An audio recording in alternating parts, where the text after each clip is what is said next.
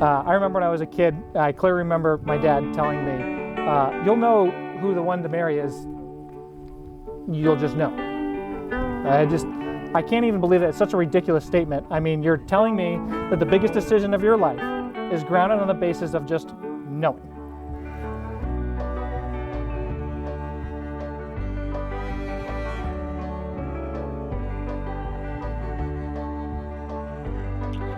There's also a statement that relationships take work, and it just contradicts the first one.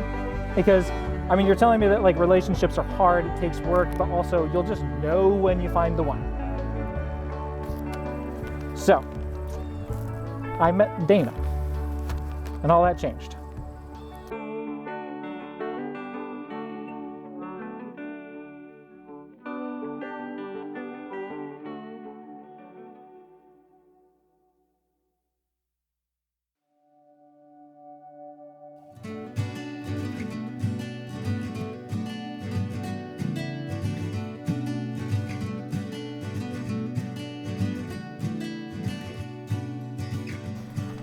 Now, we didn't have like a fairy tale like meeting. It was not love at first sight, but I mean, she is drop dead gorgeous, so it was like, she's really hot at first sight. But our relationship started as a friendship. And we were friends for many years before I had the opportunity to even ask her out. And as we went on more dates, I got this feeling, man, I cannot screw this up. In fact, my entire family and all my friends said, man, you cannot screw this up.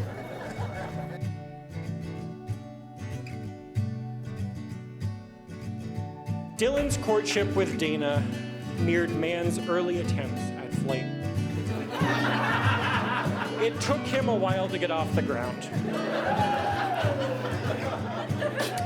The amount of time interpreting words, text, conversations, planning seating arrangements to be close to Dana amongst friends.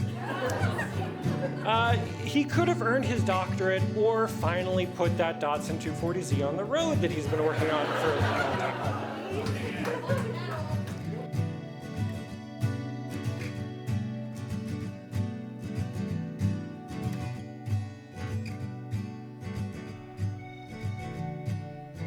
Both of her grandfathers, on her side and my side, were engineers. And I think they would have been tickled with the work to see Dana become an engineer and marry an engineer. And I think if they were here today, they would have loved to have talked to you about engineering. And our mothers would have been so happy to see you marry somebody who's so supportive of you in your work. That means so much to you. Go here.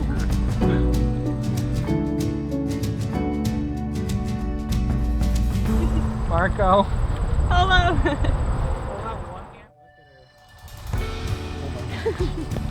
Yes! You are gorgeous. You're all right. You clean up okay. I love that flowers in your hair. Oh my gosh. So I know I was asking you if you want to wear a white tie, and don't feel obligated to wear this, but I did have a tie made from this material because it's somewhat different, but I couldn't tell you about it because you didn't know what the dress material was. Oh yeah, that's happening. So if you want, I don't know if you want the cream white. You can try and see how it looks. Okay. So now should we actually do our jobs? Write our vows, yeah.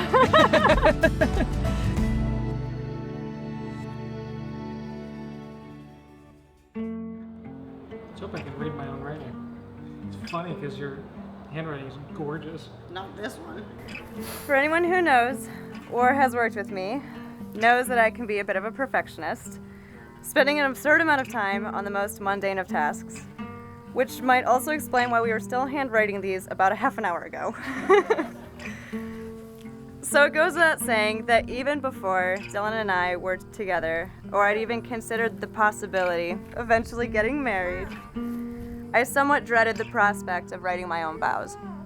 Until somewhat early in our relationship, I came across a passage that will probably sound familiar to everyone here, but when read a particular way, gave me the absolute assurance that not only was Dylan, were you the best person for me, but that I also knew what I wanted to say in my vows.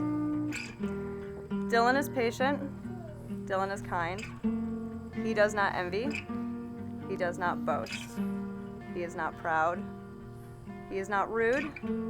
He is not self-seeking. He is not easily angered.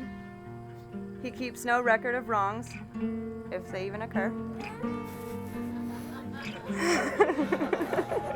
Dylan does not delight in evil, but rejoices with the truth. He always protects, always trusts, always hopes, always perseveres. Love never fails. So, with that, I have never been more certain and more confident in my life than I am in this moment. Thank you, and I love you. I couldn't imagine life without them. Well, I tried, and it was terrifying. I imagined coming home from work with a story to tell without someone who wanted to hear it. I imagined going through hardship without your empathy and your advice. I imagined hiking in a mountain and seeing incredible views, but without you to share it with. I imagined waking up and having coffee on the couch, but without you to talk to. And then I imagined dying without having a single memory worth remembering before I let go. Dana, you are the one. Our relationship has grown, and it took work. And I could imagine life without you. But it's the worst nightmare I could ever dream of.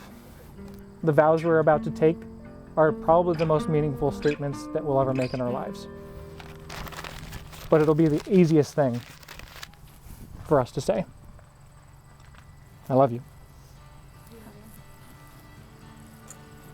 Now the exciting part of the love story, the kiss. Hold on, we rehearsed this too. Ladies and gentlemen, Mr. and Mrs. Dylan and Dana DeZuba.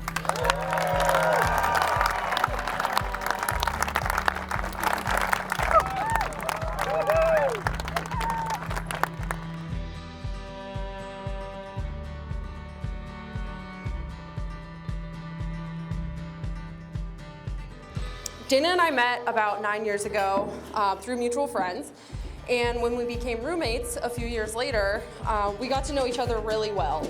I'm fairly certain she holds the belief that the more she can give you, embrace you, and love you, the better off she is. And Dylan, ever since we were introduced, you've been such a good friend.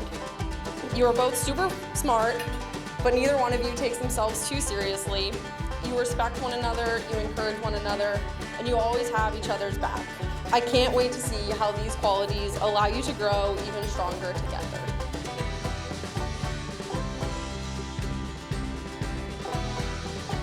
A relationship is like a good cocktail.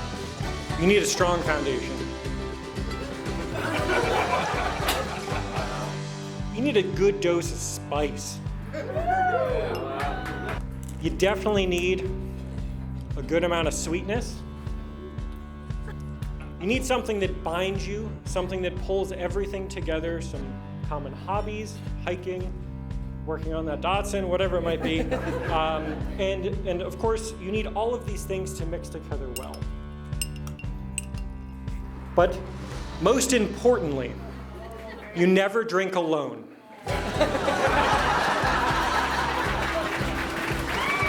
To the bride, to the groom,